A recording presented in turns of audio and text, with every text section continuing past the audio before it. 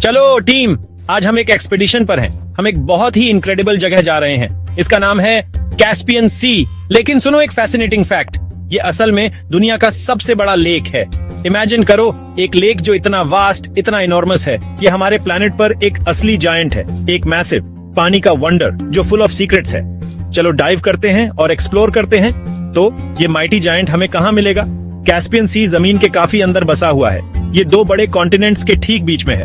Europe एक तरफ है वेस्ट में, एशिया दूसरी तरफ है ईस्ट में। 5 अलग अलग कंट्रीज इसकी लंबी शोरलाइन शेयर करते हैं। ये नेशंस हैं रशिया, काजाकिस्तान और टर्कमेनिस्तान, प्लस ईरान और अजरबैजान भी हैं। क्या जगह है एडवेंचर के लिए। अब चलो इसके इनक्रेडिबल साइज की बात करते हैं। कैस्पियन सी तो एब्सोल्युटली कोलोसल है। ये पानी का एक मैसिव एरिया कवर करता है। कितना बड़ा, तुम पूछोगे? अच्छा तो ये सुनो, ये जर्मनी कंट्री से भी बड़ा है, ये जापान से भी बड़ा है। ये तो माइंड बॉगलिंग अमाउंट में पानी है। जब तुम इसके किनारे पर खड़े होते हो तो ये एंडलेस लगता है, जैसे एक प्रॉपर ओशन तुम्हारे सामने फैला हुआ हो।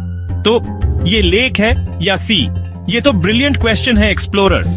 टेक्निकली साइंटिस्ट इसे लेक कहते हैं। ऐसा इसलिए क्योंकि ये कम्प्लीटली लैंडलॉक्ड है। कोई भी नदी इससे निकलकर ओशन तक नहीं जाती, लेकिन सब इसे कैस्पियन सी कहते हैं। क्यों? इसके सच में इमेंस साइज की वजह से। और इसका पानी थोड़ा सा सॉल्टी है। हाँ, बड़े ओशंस जितना सॉल्टी नहीं, ये ध्यान रखना। कैस्पियन सी का पानी ना एकदम यूनिक है। ये ना एक बहुत इंटरेस्टिंग मिक्स है। देखो, नॉर्थ में पानी काफी फ्रेश है, यहीं पर बड़ी बड़ी रिवर्स इसमें आकर मिलती है। लेकिन साउथ की तरफ जाओ तो ये और सॉल्टी होता जाता है। ऐसा क्यों है? ये एक क्लेवर पहेली है। लाखों साल पहले ये जुड़ा हुआ था। ये पुराने ओशन से लिंक्ड था। अब ये अपनी ही एक वर्ल्ड है। रिवर्स की बात करें तो वो सुपर इंपॉर्टेंट है।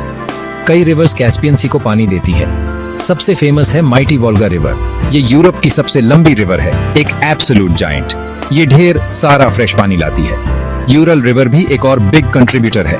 ये रिवर्स कैस्पियन की लाइफलाइंस जैसी हैं। वो पानी और न्यूट्रिएंट्स लाती हैं। इस ह्यूज लेक को जिंदा और टैट रखती है। अब मेरा favourite part, wild life. Caspian sea amazing creatures का घर है। क्या तुमने कभी कैस्पियन सील के बारे में सुना है? ये वर्ल्ड की अकेली ऐसी सील है जो पूरी तरह से एक इनलैंड सी में रहती है। कितना कूल है ना ये। यहाँ पर मैसिव फिश भी हैं, जैसे कि स्टर्जन। ये एंशिएंट फिश किसी स्पेशल चीज के लिए फेमस है। इसके बारे में हम बाद में और जानेंगे। और ढेर सारे बर्ड्स भी यहाँ झुंड में आते हैं। कैस्पियन के आसपास के प्लांट्स भी स्पेशल हैं।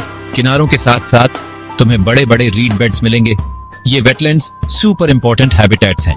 ये बर्ड्स और छोटे एनिमल्स को घर देते हैं। पानी के नीचे यूनिक तरह की एल्गे होती है और अलग अलग एक्वाटिक प्लांट्स यहाँ खूब थ्राइव करते हैं। ये पूरा इकोसिस्टम एकदम फाइनली बैलेंस्ड है। सबसे छोटे प्लांट से लेकर सबसे बड़ी फिश तक, ये लाइफ का एक डेलिकेट और वंडरफुल वेब है। कैस्पियन सी अपने खजानों के लिए फेमस है। इनमें से एक है कैवियर। सुना है इसके बारे में? ये बहुत पॉश होता है। कैवियर बनता है स्टर्जन फिश के अंडों से। ये वही एंशिएंट फिश हैं जिनके बारे में हमने पहले बताया था। कैस्पियन सी एक जमाने में दुनिया की कैवियर कैपिटल थी। यहाँ की स्टर्जन सबसे बढ़िया, सबसे कीमती अंडे देती थी। ये मछलियाँ डायनासोर के जमाने से हैं। ये सच में लिविंग फॉसिल्स हैं जो नीचे तैरती हैं। एक और खजाना जो यहाँ मिलता है वो है ब्लैक गोल्ड ओनियल और नेचुरल गैस भी बहुत सारी।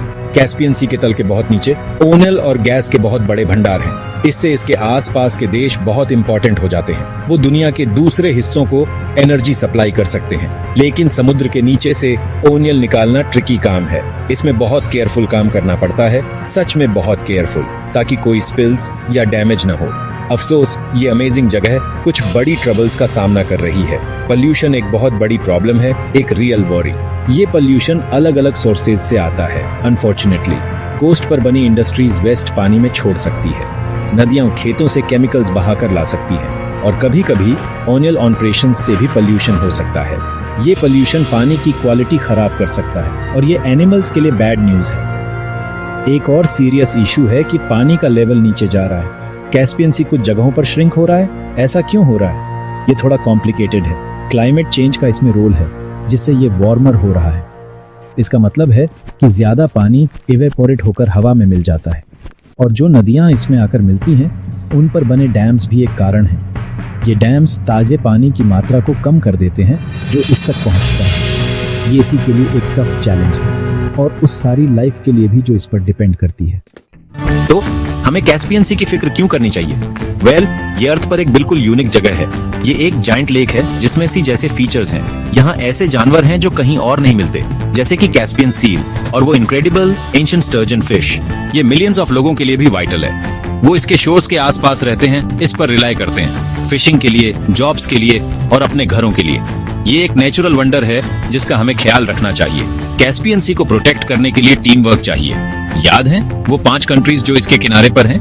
रशिया, कजाकिस्तान, तुर्कमेनिस्तान, ईरान और अजरबैजान। उन सबको क्लोजली मिलकर काम करने की जरूरत है, क्योंकि एक पार्ट में पॉल्यूशन सारे पार्ट्स को अफेक्ट करता है और वाटर लेवल्स मैनेज करने के लिए एग्रीमेंट चाहिए। इंटरनेशनल कोऑपरेशन बिल्कुल की है। ये एक शेयर्ड रिस्पॉन्सिबिलिटी है, एक बड़ी वाली। उन्हें अपने सी को बचाने के लिए हाथ मिलाना होगा। इस जाइंट की हेल्प करने के लिए क्या किया जा सकता है? बहुत कुछ। अगर हम ठान लें तो हमें पॉल्यूशन कम करना है, वो नंबर 1 है। इंडस्ट्रीज के लिए स्ट्रिक्टर रूल्स इंपॉर्टेंट हैं। बेटर फार्मिंग प्रैक्टिसेस, ताकि केमिकल रन ऑन ऑफ को रोका जा सके। फिशिंग को सस्टेनेबल होना चाहिए, स्पेशली स्टर्जन के लिए। उन्हें प्रोटेक्ट करना होगा ताकि उनकी नंबर्स रिकवर हो सके। और वाटर मैनेज करने के क्लेवर तरीके ढूंढने होंगे। साइंस और रिसर्च सॉल्यूशंस ढूंढने में हेल्प करेंगे। कैस्पियन सी एक प्रेशियस ग्लोबल ट्रेजर है। ये सिर्फ आसपास के कंट्रीज के लिए इम्पोर्टेंट नहीं है, ये हम सब के लिए हर जगह मैटर करता है।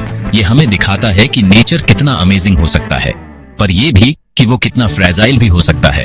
हम सबको इसे प्रोटेक्ट करने की एफर्ट्स को सपोर्ट करना चाहिए, ताकि फ्यूचर जनरेशंस भी इसे एक्सप्लोर कर सकें और इसके वंडर्स को देखकर हैरान हो, बिल्कुल हमारी तरह। चलो इस जाइंट लेक को हेल्दी और थ्राइविंग रखें।